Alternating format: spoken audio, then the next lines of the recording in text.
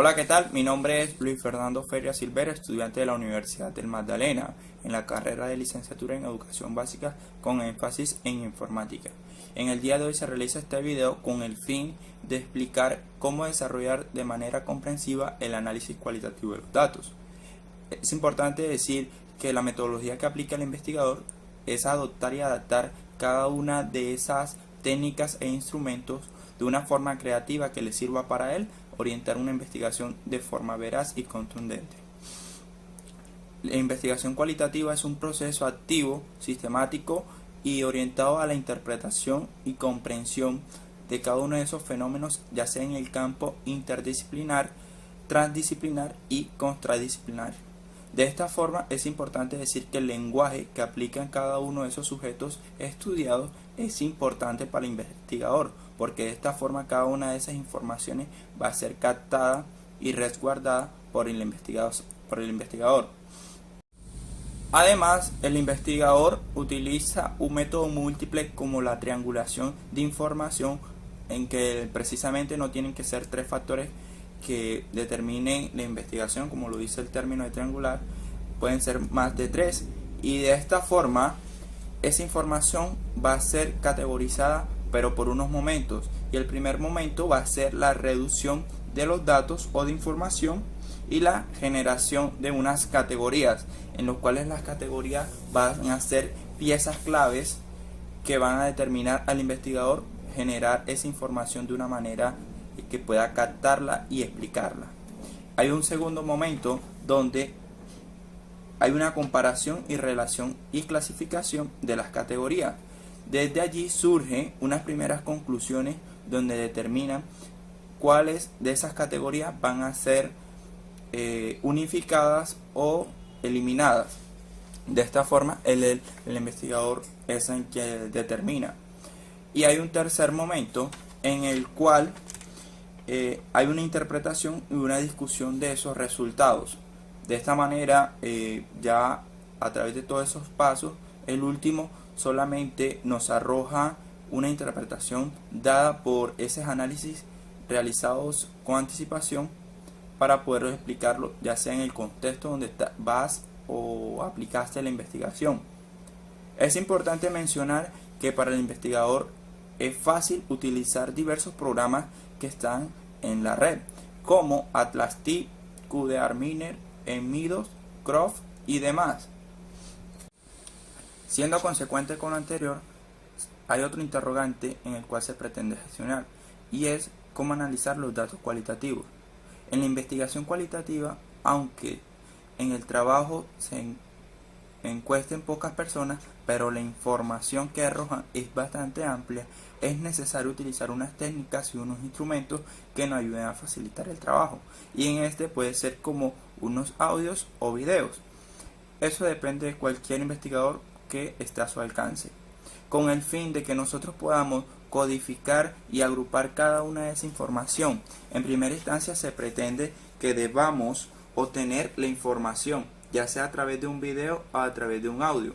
Además de la obtención de la información, hay que capturar y transcribir de forma ordenada esa información. Ese es el segundo paso que debemos aplicar para gestionar de una manera veraz esa información. El tercer paso que hay que hacer es codificar esa información, dándole cada una de esas variables o categorías para reducirlas y simplificarlas, pero sin perder la idea retomada de esas personas a través de esas técnicas. Y por último está integrar la información. De esta manera nosotros debemos fragmentarla, todas esas variables codificadas, y fragmentarlas a que nos den una idea, un sentido a lo que quiso decir esa persona, ya aplicándole una entrevista o una encuesta, ya sea de forma estructurada o semiestructurada, o preguntas abiertas. Como se ha dicho que en la investigación cualitativa son pocas las personas en las cuales se trabaja, pero la información que nos arroja es bastante amplia, es necesario utilizar una técnica como la codificación de esos elementos que son la información de las personas encuestadas. De esta manera le sirve al investigador realizar este tipo de técnicas como la codificación de información para la obtención y suministro de esa información. Es decir, nosotros debemos aplicarle cada una de esas variables que podamos realizar para reducir ese tamaño de información. De esta manera, sin perder el hilo conductor de esta información, nosotros le vamos a dar una obtención significativa, que son las variables de estudio en las cuales tiene el investigador a desarrollar. Para finalizar, terminaré con unos métodos cualitativos acerca de unos enfoques en los cuales voy a encabezar con la etnografía. La etnografía es una metodología en la cual se busca estudiar el comportamiento del ser humano, cómo vive, cuáles sus creencias, sus presupuestos y demás. En el investigador tiene que adentrarse allí y estudiar y involucrarse de una manera permanente, donde recoja esa información y sea soportada a través de lo que se observa y de lo que se vive.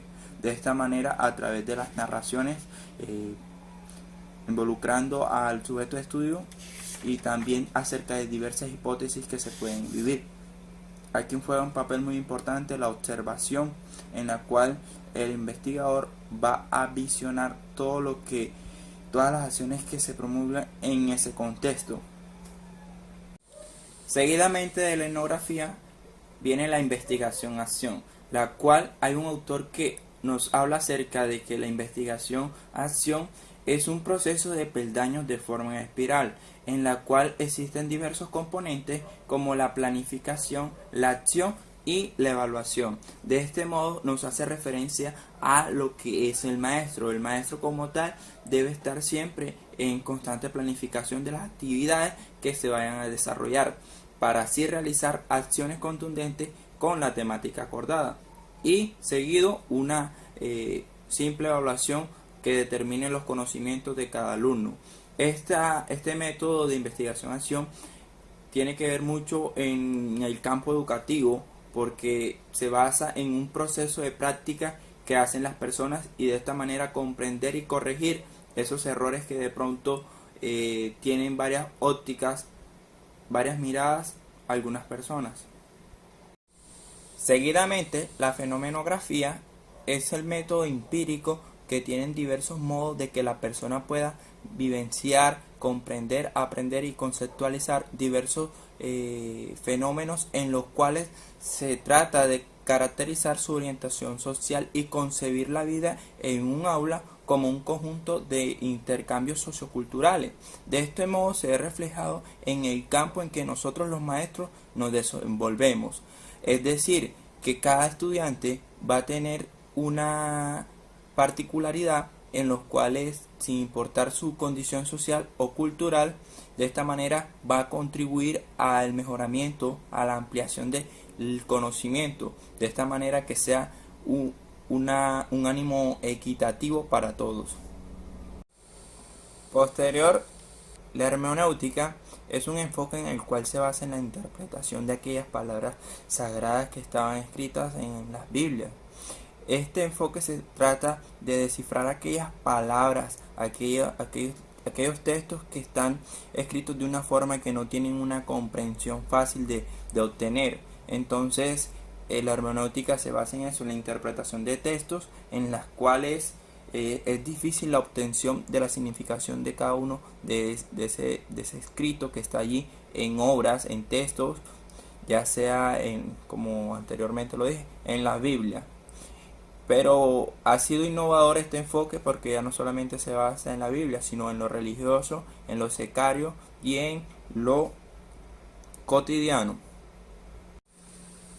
Para finalizar, terminaremos con el enfoque de acción-participación, donde estudia las problemáticas concretas de una población, de una sociedad determinada, lo cual permite reflexionar y actuar y buscar respuestas a esas dichas problemáticas que se viven en ese contexto.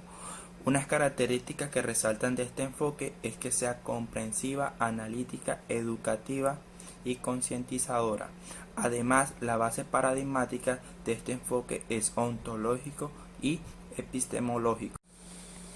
Es importante mencionar que existen 5 tipos de triangulación.